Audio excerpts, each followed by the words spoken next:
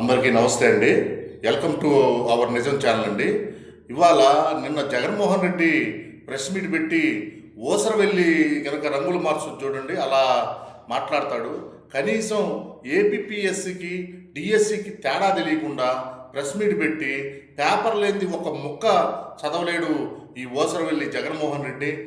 ప్రతిదీ ఊసరవెల్లి సామెతలాగా అతని రాజకీయం అంతా అబద్ధాలమయం. ప్రతిదీ కూడా ఏదైనా సరే వ్యవస్థలన్నింటినీ అతను 5 సంవత్సరాల పాలనలో నిర్వీర్యం చేసి పెట్టి ఇవాళ వచ్చి మాట్లాడుతున్నాడు. అమరావతిని అంత బాగా అభివృద్ధి చేస్తా పోలవరాన్ని పూర్తయ్యే పరిస్థితికి వచ్చింది.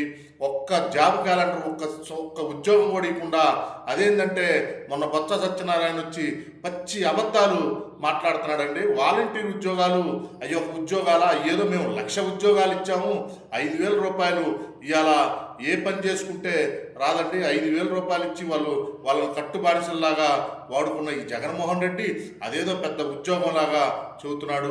5 సంవత్సరాల్లో ఒక్క నోటిఫికేషన్ ఇవ్వకుండా, ఒక్క డిఎస్సి నోటిఫికేషన్ కూడా ఇవ్వకుండా 5 ఏళ్ళు కాలయాపన చేసి ఇవాళ వచ్చి మాట్లాడుతున్నావు జగన్మోహన్ రెడ్డి. ఇంకా ఏపీపీఎస్సికి డిఎస్సికి తేడా తెలియకుండా ప్రెస్ మీట్కి వచ్చి పేపర్ లేనిది ఒక్క మాట కూడా మాట్లాడలేవు. నువ్వు ఇవాళ మాట్లాడుతున్నావంటే జగన్మోహన్ రెడ్డి ఏమనాలా? 5 సంవత్సరాలు రాష్ట్రాన్ని అన్ని దశలా సర్వనాశనం చేసి ఇవాళ ప్రెస్ మీట్కి వచ్చి ఊసరవెల్లి మాదిరి. గతంలోనేమో 19 ఎన్నికలకు ముందు నేను రాజధానికి అమరావతికి కట్టుబడి ఉన్నాను, గుంటూరుకి ఇటు విజయవాడకి మధ్యలో ఉంది, రాష్ట్రానికి నడిబొట్టులో ఉంది, నేను అమరావతికి కట్టుబడి ఉన్నాను, 30,000 ఎకరాలు కావాలన్నాను. తర్వాత ఎమ్మటే మాట మార్చి ఎన్నికలు గెలవగానే తర్వాత ఒక రాజధాని కాదు 3 రాజధానులు అన్నాం. జనాలు తిరస్కరించి 11 సీట్లు ఇచ్చారు.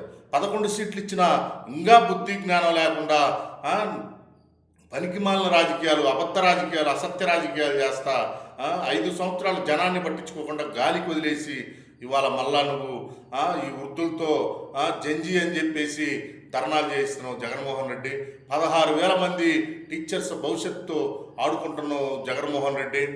కోర్టులో అన్ని కేసులు వేసావు, కోర్టు ప్రూఫ్ అడిగింది, మరి ఎందుకు లేకపోయావు? నిజంగా ఈ ప్రభుత్వం తప్పు చేసి ఉంటే కూటమి ప్రభుత్వం కోర్టుకు పోయావు కదా, కోర్టు సాక్ష్యాలు అడిగింది కదా, తప్పు ఏ విధంగా జరిగింది దాని సాక్ష్యాలు ఇవ్వండి అంటే ఇవ్వలేకపోతే కోర్టు చివాట్లు పెట్టి మిమ్మల్ని ఇచ్చేస్తే అయినా బుద్ధి జ్ఞానం లేకుండా జనంలో నువ్వు ఏపీపీసీలో చేసిన అవతవకలు బయటకు వస్తాయని ఇప్పుడు డిఎస్సి అని నానాయాగి చేస్తున్నావు జగన్మోహన్ రెడ్డి. నీ చెత్త రాజకీయాలు ప్రతి ఒక్కరు గమనిస్తున్నారు.